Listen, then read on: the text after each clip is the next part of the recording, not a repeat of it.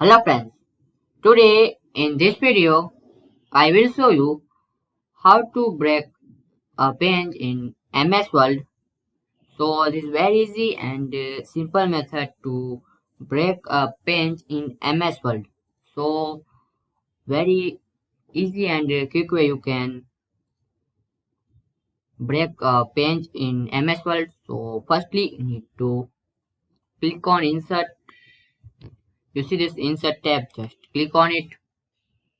And now here you see this page break, so just click on it.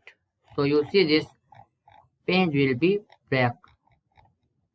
You can very easily break the page by 2 or 4 click. You can easily break the page in MS Word.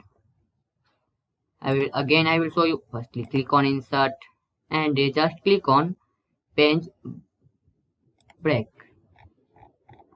You see this 2 page will be break. So this way you can very easily break a page in MS Word. So thanks for watching this video. Please comment this video and subscribe this channel for more useful videos. Thanks for watching again.